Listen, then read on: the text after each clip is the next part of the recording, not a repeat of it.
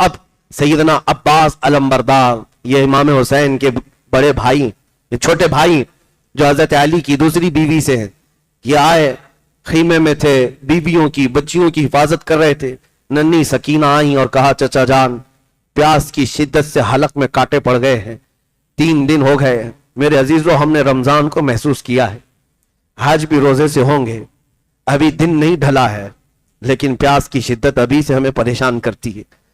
کبھی محسوس کرو ڈوب کر کے خاندان رسول کے وہ شہزادے کیسے 2 دن کے بعد تیسرے دن کی پیاس برداشت کر رہے ہوں گے، جبکہ سورج اپنی تمازت بکھیر رہا ہے چلچلاتی ہوئی دھوپ میں. وہ صبر کا پیکر، وہ صبر کا دامن کیسے تھامے ہوئے لوگ تھے، کمال کے لوگ ہیں، کمال کے. بی بی سکینہ نے تیسرے دن کہا اگر چند قطرے بھی مل جائیں تو ہم تازہ دم ہو جائیں گے. حضرت عباس کہے بیٹی تیری پیاس مجھ سے دیکھی نہیں جا رہی، میں جاتا ہوں. وہ ایک مشیزہ اٹھائے اور تلوار لیا، نیزہ لیا، اور کوفیوں کی صفوں کو درہم برہم کرتے ہوئے چیرتے ہوئے دریائے فرات پر پہنچ گئے. حضرت عباس جیسی وہاں گئے، کوفیوں کو مقابلے کی ہمت نہ ہو سکی، کوئی آ نہ سکا، سب کو ادھیڑتے ہوئے چلے گئے. اور کیسے نہیں ہاشمی جوان ہے، جب مشکیزہ بھر لیا تو چلو بھر پانی اٹھایا دریائے فرات سے اور اٹھا کر پینے، کیونکہ خود بھی پیاسے تھے، 3 دن کی پیاس تھی. کہا پیٹ بھر کر پی لوں اور اس کے بعد یہ مشکیزہ لے جاؤں. جیسی قریب کیا دل گوارا نہ کیا. کہا خیمہ حسین میں بچے پیاسے ہیں اور میں یہاں پانی پی لوں، مولا حسین بھی پیاسے ہیں اور ان کی بچیاں پیاسی ہیں، عورتیں پیاسے ہیں. چلو میں جو پانی تھا پھینک دیا، مشکیزہ لے کر نکل پڑے. عمرو بن سعد نے اعلان کیا کہ اگر یہ عباس کے ہاتھ سے مشکیزہ خیمے تک پہنچ گیا تو لڑائی مشکل ہو جائے گی، یہ جنگ مشکل ہو جائے گی. 22,000 کے نامرد پھر بھی ڈرے ہوئے ہیں، یہ لڑائی بھاری پڑ جائے گی، اس مشکیزے کو جانے نہ دو.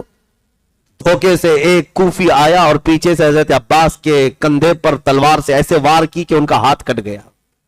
مشکیزہ گھیرا تو حضرت عباس دوسرے ہاتھ میں مشکیزہ ڈال لیتے ہیں اور تلوار بھی اسی ہاتھ سے چلاتے ہوئے صفوں کو چیرتے ہوئے آ رہے ہیں. خیمہ حسین نظر آ رہا ہے.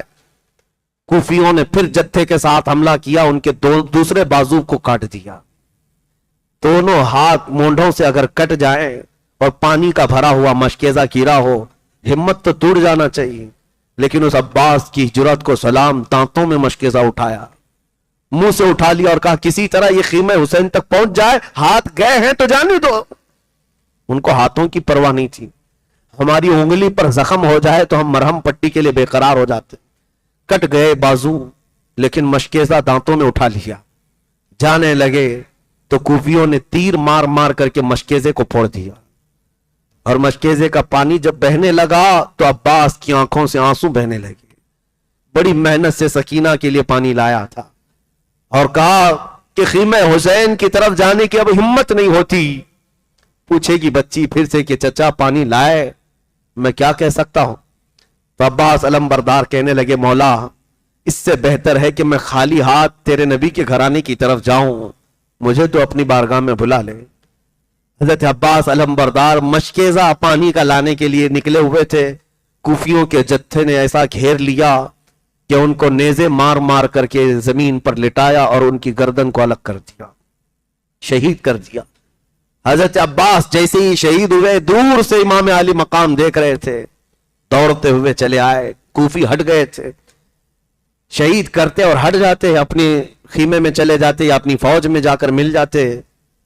کٹے ہوئے بازو، ایک بازو ادھر گرا ہوا ہے، ایک بازو ادھر گرا ہوا ہے. آج بھی ہم کربلا میں گئے ہیں، ہر سال جاتے دیکھتے ہیں، ان کے جو بازو ہیں، کٹے ہوئے ہاتھ اتنے اتنے فاصلے پر دفن ہیں.